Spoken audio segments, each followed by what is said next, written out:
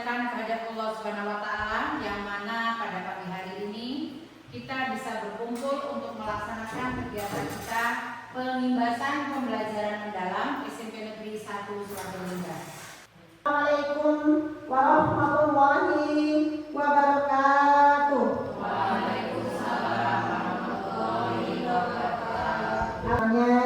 Terima kasih juga pada Bu Hendra, Bu Risa, Bu Tuti, Bu Ani yang telah mewakili SMP kita. Semoga ilmu nanti yang Bapak Ibu sampaikan kepada Bapak Ibu dan guru nanti bisa bermanfaat dan bisa disampaikan kepada seluruh anak didik kita. Demikian dapat saya sampaikan. Oleh karena itu, Bapak Ibu sekalian, pada hari ini saya membuka pelatihan pelajaran mendalam pada hari ini resmi saya buka. Marilah saya mewakili kepala sekolah yang waktu itu dilaksanakan di SKB Unggur selama 5 hari. Tidak banyak yang akan saya sampaikan karena nanti pengimbasannya itu akan disampaikan sama rekan-rekan kita, yaitu Bu Risa, Bu Ani Murtini, sama Bu Tuti Kurniati.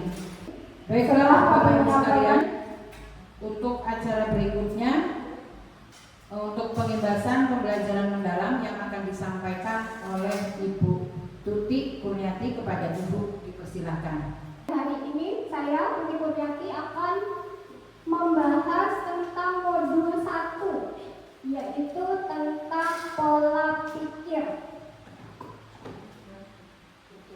Ya, atau pola pikir bertumbuh. Pola pikir dalam pembelajaran mendalam itu memiliki peran yang sangat krusial sebagai fondasi yang menentukan bagaimana kita memahami, kemudian menerapkan dan mengaplikasikan pengetahuan. Bismillahirrahmanirrahim. Assalamualaikum warahmatullahi wabarakatuh. Waalaikumsalam warahmatullahi wabarakatuh. Saya melanjutkan dari penjelasan Ibu Tuti, yaitu tadi pola pikir bertumbuh tetap ke pola pikir berkembang. Mari kita ubah pola pikir kita dari pola pikir tetap menjadi pola pikir berkembang. Izin menyampaikan Ibu Kepala Sekolah. Baik, kalau saya ini di bagian ini mendapat bagian di modul 1, 2, dan 3. Definisi pembelajaran mendalam. Tadi sudah disampaikan oleh Ibu Surasti bahwasanya pembelajaran mendalam ini bukan ganti kurikulum ataupun ganti model pembelajaran. Jadi pembelajaran mendalam ini merupakan pendekatan yang memuliakan dengan menekankan pada penciptaan suasana belajar dan proses pembelajaran yang berkesadaran, bermakna, dan menggembirakan melalui olah pikir, olah hati, olah rasa, dan olahraga secara holistik dan terpadu. Sudah. Baik, Assalamualaikum warahmatullahi wabarakatuh. Waalaikumsalam warahmatullahi wabarakatuh. Terima kasih kepada Bu Tuti dan Bu Ani yang sudah memaparkan materi mulai dari modul 1, 2, dan 3. Pada pengalaman belajar yang bermakna, di mana kita guru harus bisa menerapkan sebuah strategi atau pendekatan pembelajaran yang membuat siswa itu yang tadinya belum paham jadi paham, yang tadinya belum bisa mengaplikasikan. Kemudian di dalam pembelajaran itu kita juga harus bisa merefleksi berbentuk sebagai kolaboratif, kemudian sebagai motivator, dan seterusnya fasilitator. Itu jadi siswanya yang atau peserta didik, muridnya yang harus aktif. Langsung ke perencanaan pembelajaran mendalam.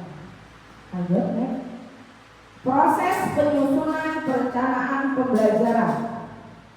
Ada 3 tahapan utama yang akan kita rangkai sampai ke bagaimana nanti perencanaan pembelajaran itu bisa terwujud. Yang pertama, tugas kita sebagai guru, ya, itu adalah menganalisis capaian pembelajaran. Tahap ini sudah pernah kita lakukan dulu waktu pelatihan dengan Pak Dito sudah pernah. Bu, ada nggak perbedaannya? Karena CP kita ada yang terbaru. Nah, silahkan per mapel nanti dianalisis sendiri-sendiri. Matematika benernya mana, bahasa Lampung mana, misalnya, atau bahasa Indonesia mana, silahkan dianalisis sendiri-sendiri. Baru nanti kita bisa menyusun sebuah tujuan pembelajaran beserta alurnya. Setelah itu baru kita bisa membuat namanya perangkat LPPM-nya dan asesmennya. Kalau ini belum, berarti ini juga belum. Ya. Jadi silahkan, saya juga masih meneliti memetani lah satu-satu mana perbedaan antara CP yang dulu dengan yang sekarang. Ternyata kalau pelajaran saya pribadi itu banyak yang beda. Nah, nggak tahu kalau pelajaran Bapak Ibu. Nanti bisa kita sama-sama atau per MBMP di sini, misalkan bahasa Indonesia, kemudian ini untuk apa? Untuk pilih dulu. Kenapa? Karena menurut yang saya pahami bahwa CP ini adalah digunakan untuk 3 tahun. Ya, berjenjang kelas 7, 8, 9. Kalau maaf Bapak atau Ibu hanya mengajar kelas 7 toh ya saja, itu berarti harus dikembangkan lagi. Berarti bagian saya kelas 7 mana, kelas 8 mana, kelas 9 mana, baru buat alurnya, dan setelah itu baru kita buat perencanaan. Ya, sekarang nggak usah jauh-jauh. Nanti gimana 1 tahun, 2 bulan, nggak usah. Kita start dulu untuk 1 hari. Untuk apa? Yang akan kita nanti yang akan kita aplikasikan, implementasikan dulu. Nanti kalau satu sudah ngerti dari awal runtut awal sampai akhir, insya Allah seterusnya tinggal mengikuti. Lanjut. Perencanaan pembelajaran. Nah, di dalam RPPM itu nanti kita dibagi menjadi 4. Kalau dulu sesuai biasa kita supervisi itu ada identifikasi yang ada nama guru, nama sekolah, ya kan? Kemudian jam alokasi waktu mengajar, materinya apa, gitu ya Bapak Ibu ya. Kalau nanti itu kita ada 4. Identifikasi, desain pembelajaran, pengalaman belajar dan asesmen. Ini udah mulai inti ya, udah mulai intinya. Bapak Ibu guru, setelah nanti CP sudah dianalisis, sudah tahu oh saya bagian CP ini tujuan pembelajarannya ini, sudah tahu ya, berarti kita bisa buat di sini. Di dalam identifikasi nanti kan itu harus memuat, ini yang harus ya, yang harus ada. Pertama adalah mengidentifikasi kesiapan murid, memahami karakteristik materi pelajaran, dan menentukan dimensi profil lulusan. Nah ini nomor C ini yang nggak boleh ada, harus ada. Bu, apa 8-8-nya dimasukin semua? Enggak. Jangan 8-8 semua Pak. Kalau kata tutor kami kemarin, fasil kami, kalau 8-8-nya dimasukin semua, kita bisa muntah keluar dari kelas. Karena kita punya 8 hal yang harus kita nilai, maka kebanyakan minimal 3. Ya, 3. Biar kita nggak kesusahan juga sampai dengan asesmen. Kemudian dalam desain pembelajaran itu ada 2 hal. Tujuan pembelajaran nggak boleh nggak ada, harus ada. Ya, menentukan kerangka pembelajaran, praktis, pedagogis, kemitraan, lingkungan. Nah ini tadi yang dijelaskan Bu Ani, prinsip, kemudian tentang kerangka dan seterusnya itu nanti didesain. Ini juga wajib ada semua. Ya. Kemudian yang ketiga, merancang pembelajaran dengan prinsip. Nah ini sudah masuk inti. Jadi kepengalaman belajar ini adalah masuknya nanti kegiatan awal, kegiatan inti, dan kegiatan penutup. Sudah dijelaskan, jadi harus dalam perencanaan pembelajaran mendalam ini harus ini berkesinambungan. Kenapa dibuat melingkar? Karena ini saling berketerkaitan. Di dalam pembelajaran mendalam harus ada 8 dimensi, harus ada pengalaman belajar, harus ada prinsip, harus ada kerangka. Ya, jadi harus ada semua. Lanjut, baru kita bisa buat perencanaan. Nah, ini komponen minimum perencanaan pembelajaran.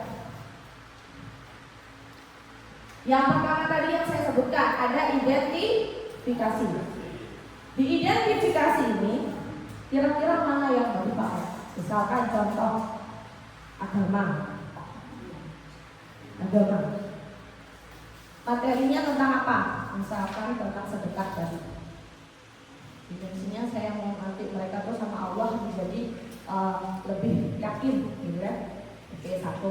Kemudian nanti saya di sana mau buat kelompok, saya mau mereka berkolaborasi untuk bagaimana caranya cara bersedekah itu gimana, kolaborasi, ya. Setelah itu saya mau mereka itu nanti berkomunikasi, bisa memaparkan hasil komunikasi. Nah, silakan dicek mana yang mau dipakai. Contoh pelajaran masing-masing, silakan disesuaikan. Kira-kira profil lulusan mana yang mau dipakai, sesuaikan materi masing-masing. Itu. Kemudian dalam desain pembelajaran itu harus memuat satu tujuan pembelajaran. Nah, ini tadi turunkan CP-nya. CP-nya misalkan tentang kalau saya fungsi dan nilai tari pada tari tradisi. Saya turunkan CP-nya, itu CP-nya. Saya turunkan. Siswa mampu menganalisis, murid mampu menganalisis fungsi tari tradisional berdasarkan daerah setempat, misalnya. Itu tujuan pembelajarannya, silakan ditulis. Setelah itu sudah tahu kita apa tujuan pembelajarannya, baru selanjutnya praktek pedagogisnya. Apa itu? Strategi yang mau dipakai. Model dulu, model apa yang mau dipakai? Ditulis di situ, STEM, PJBL, atau pembelajaran berbasis masalah, atau yang paling gampang deh, kooperatif. Yang paling gampang, kooperatif itu apa? Kelompok dengan sistem diskusi kelompok. Apa aja sintak-sintaknya? Nanti kita searching bareng-bareng karena semua sudah ada platform. Saya yakin bisa. Model ada, strategi apa yang dipakai, metodenya apa? Bu, apa bedanya model sama metode? Pasti sudah paham semua. Nanti di dalam sebuah model itu boleh kamu menggunakan metode lebih dari 2, boleh.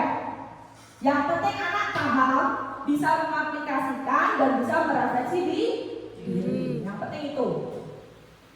Sudah selesai, baru kemitraan opsional. Jadi Bapak Ibu, kita di sini nanti tetap dicantumkan di dalam perencanaan, tetapi boleh kalau misalkan pemanfaatan digitalnya memang tidak ada. Tapi yang saya utarakan tadi nggak mungkin kalau nggak ada, ya kan?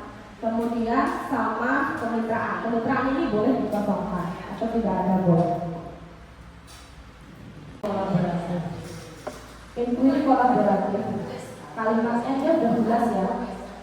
Inquiry kolaboratif, pendekatan berbasis tim.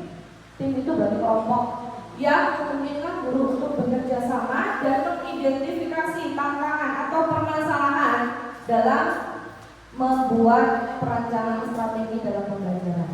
Nah, intinya gini.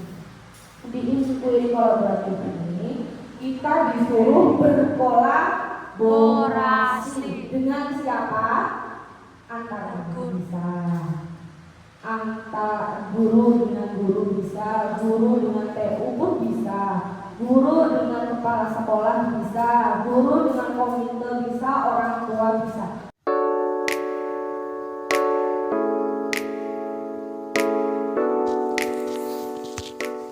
Assalamualaikum warahmatullahi wabarakatuh, Bu. Waalaikumsalam warahmatullahi wabarakatuh. Baik, Bu, mohon waktunya sebentar. Saya dan teman-teman ingin berbincang-bincang dengan Ibu sebentar untuk membahas kolaborasi tentang pembelajaran mendalam kaitannya dengan pelaksanaan pembelajaran di kelas yang akan kami laksanakan. Baiklah, dengan adanya kalian sudah melaksanakan, ya Ibu sendiri ngucapin banyak terima kasih. Semoga dalam kalian nanti memberikan pembelajaran ke anak-anak nanti supaya semaksimal mungkin apa yang ibu sampaikan, semoga anak-anak itu bisa mengerti dan bisa berjalan dengan lancar.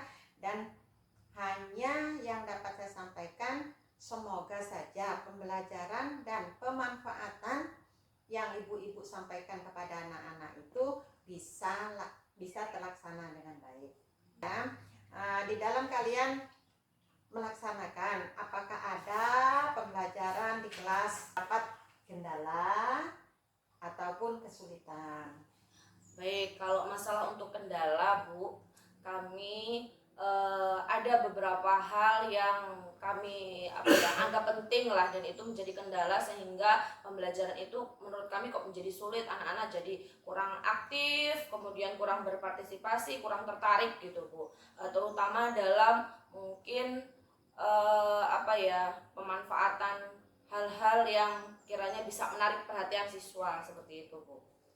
Baik, kayaknya kalau umpamanya terus kesulitan di siswa karena tidak menarik, itu mungkin gayanya ataupun metodenya mungkin harus disesuaikan dengan pembelajaran ataupun bidang studi yang ibu-ibu sampaikan.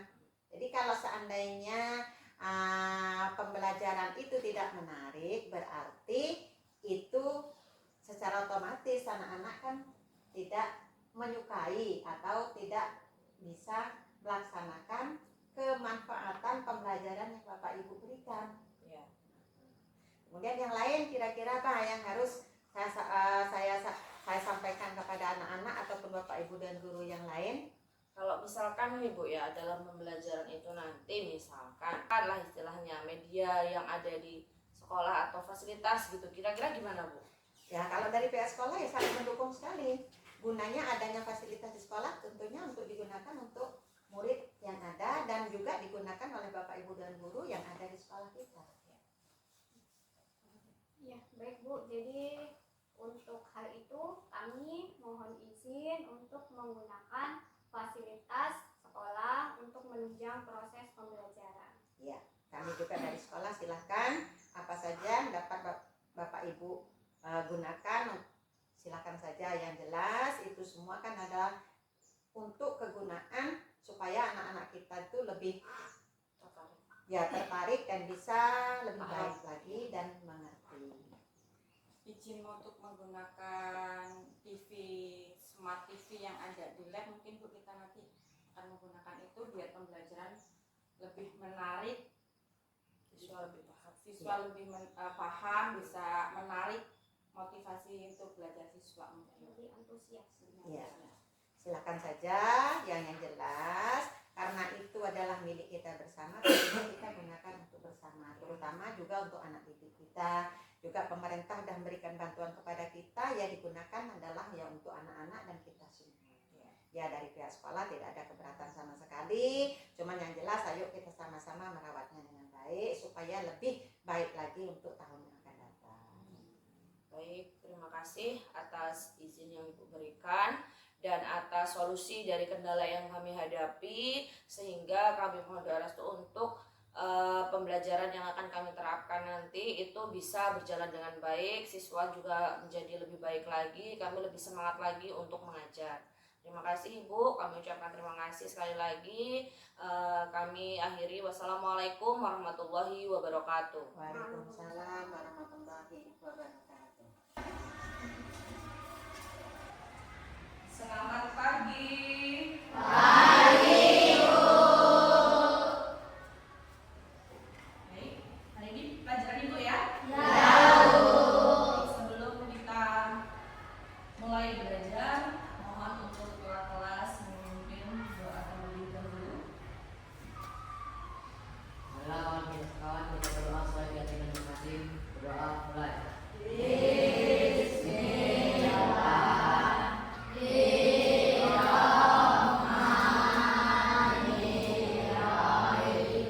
Absen dulu, sepertinya ada yang tidak masuk ya hari ini ya?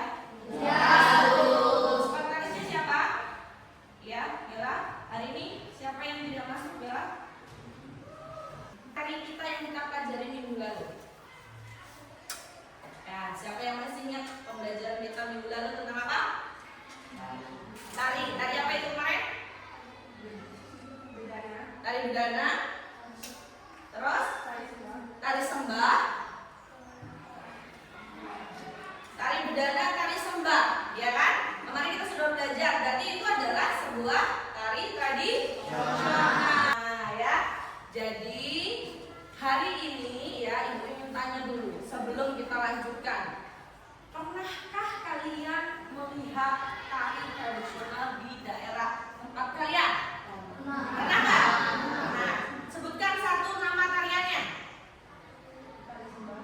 Tari Sembah. Tunjukkan mas saya nggak apa-apa. Apa lagi? Bedana. Rehat. Yang kalau orang mabuk itu apa sih? Tari jalanan akan menyampaikan materi pembelajaran dengan tujuan pembelajaran kita itu adalah analisis tentang tari tradisional di Indonesia berdasarkan fungsi, dan sebagai apa? Upacara, apalagi? Hiburan, apalagi? Kalau tidak pakai panggung berarti sebagai apa? Pertunjukan. Kalau yang di Bali tari kecak kemarin dulu kita sudah ini ditonton turis-turis berarti sebagai wisata. Jawab itu tangan. Nah, sekarang ke jenisnya berdasarkan jumlah. Kalau satu penari disebut dengan tadi apa kemarin? Dua. Tiga. Empat. Sekarang Ibu kan minggu lalu sudah membagikan kelompok ya. Masing-masing kelompok itu adalah 5 sampai dengan 6 kelompok ya. Karena sebelumnya Ibu akan membagikan lembar kerja kalian ya. LKM. Baik. Di Chromebook buka di bagian YouTube ada simbol YouTube kan? Ya, silakan diklik simbol YouTube-nya. 1, kelompok 2, kelompok 3, kelompok 4, kelompok 5. Nah, masing-masing dari kelompok itu akan menganalisis tugasnya, menganalisis sebuah tari yang berbeda-beda ya. Kelompok kalau letakkan yang besar.